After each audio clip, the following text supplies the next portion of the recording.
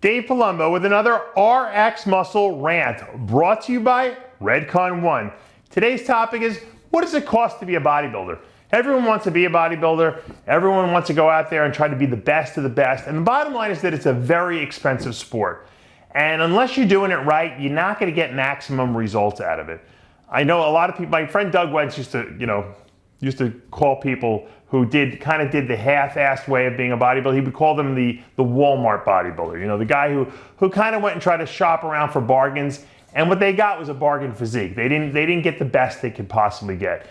If you want to look your best and extract the most talent out of your physique and really maximize your genetics, you have to be able to do everything correctly. That means eating right. It means training right.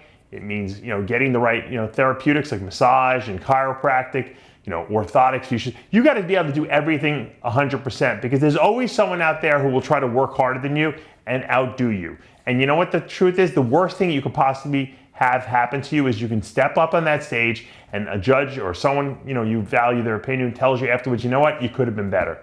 If you had only done this, or if you had only done that, that's the worst feeling. When I would get off stage, I always knew that I did absolutely everything imperative that I needed to do. It was nothing more that I could possibly do to look better on that day.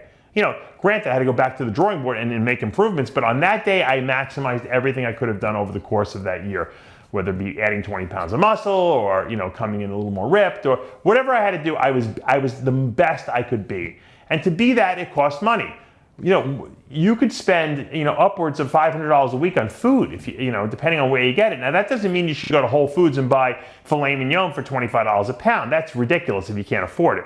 You can still economize on the food that you eat, but you have to make sure that you get the right amount of stuff. You can't go buy the cheapest whey protein in Costco, for, 25 bucks for 10 pounds and think that you're really going to get the best results out of that. Obviously, you're using an inferior source of protein. It has lactose in it. There's probably added sugar in it, and you're not giving your body the best stuff to build muscle from. Okay, so that's right off the bat. The number one thing people cheap out on is whey protein. If you can't get the best whey isolate you can buy, okay, or at least a whey isolate, then you shouldn't use protein powders. You should probably just stick to food. I think protein powders, even the most expensive ones, mine are probably, up there with the more expensive ones, they still are way cheaper than buying chicken breast. If you have to buy half a pound, 8 ounces of chicken breast, it's going to cost you way more than if you use the highest quality, most expensive whey isolate, and get 50 grams out of that. Guaranteed, work it out on paper. You'll see what I'm talking about. I'm not doing the math for you. I don't go to school anymore. I don't do homework anymore. Although maybe as my kids start getting older, I'll start doing homework with them again. But for now, trust me on that. Number two, you have to, be able to go to a gym where you can train. Okay, you can't train in your garage unless you have the most amazing gym around and expect to get good results. Okay, because you can't have the right equipment there. Most people don't, at least. Some people, I've seen some pretty good home gyms. But secondly, you're not going to have the motivation unless you have someone coming over and you're training with a training partner all out. The gym atmosphere, okay, makes you want to train harder, especially if it's a great atmosphere like Bev Francis Powerhouse Gym, Gold's Gym Venice, Dylan Armbrust Gym. There's a million gyms. I don't want to leave it. Brian Dobson Gym. There's a million gyms out there that are super hardcore. Species Gym in Texas. There's so many great gyms that just give you a feeling of, I want to train harder here, okay? And that costs money. You have to pay for a membership, okay? But that's part of the cost of doing business in bodybuilding, okay?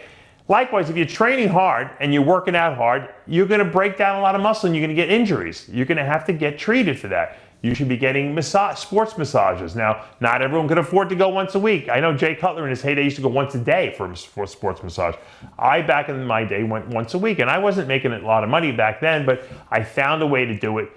Even if you got to do every other week, you got to get sports massage when you get to a certain size, because otherwise the muscles just don't recover as well.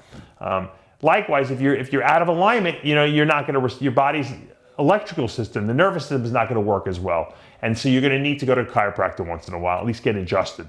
At least once a month, I recommend that. Once a week is ideal, obviously. I go once a week now, as long as, if I don't have a crazy week, because I want to be able to function at a high level, even if I'm not competing anymore.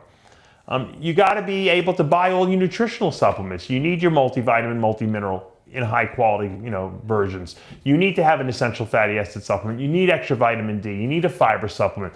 This costs money. You have to be able to make the commitment to spending the money on yourself if you want to maximize your results. Now, if you're just a casual lifter, not a big deal. But this is for the competitive athlete. And I have a lot of people who come to me and I see they're really they're spending money in silly areas. They're going and buying pre-workouts that they don't need. And they're not buying the essential stuff they require. They cheap it out on the food they're eating. They're eating, inferior foods. And that's just not going to cut it. Or they're going out to eat, 3 times a week, and then they're telling me they can't afford to buy nutritional supplements. Well, you know what? Stop going out.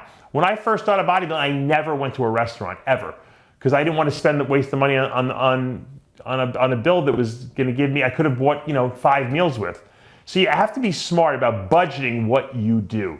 It is an expensive sport. Entering a show, especially if you do a national show, you got to fly there. You got to get to the airport somehow. You got to stay in a hotel. You got to bring food.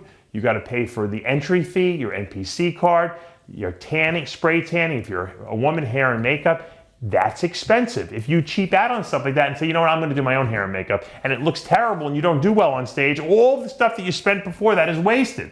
Likewise, if you're going to a show and you're traveling somewhere and you fly into an airport and you decide, you know what, I'm going to take a bus, to get from the airport to the venue. You're crazy. You're creating anxiety for yourself. You're probably going to wind up sweating if it's hot out or freezing if it's cold. You might get sick. Get into a cab when you get out of that airport and go to the hotel. Pay the money.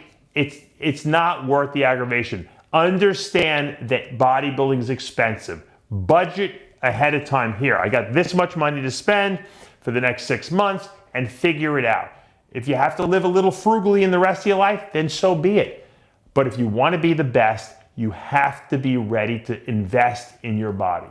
It's, like I said, it's an expensive and it's a selfish sport, because I'm sure if you have a wife and kids or something like that, or other family members that are dependent on you and they see you spending all this money on the sport, they're going to be like, this guy's out of his mind, or this girl's out of her mind. But if that's what you want to do, you have to make that sacrifice. All right, I hope this helped out a little bit. I hope maybe it alleviated some of the guilt, or maybe it made you feel good about what you're going to be doing in the future and saying, you know what, now I don't feel so guilty spending the money. Dave explained it. That's what it's about. You're investing in something bigger and better than yourself. And if you want to be the best, you have to be willing to go all the way. I'm Dave Palumbo with another RX Muscle Rant.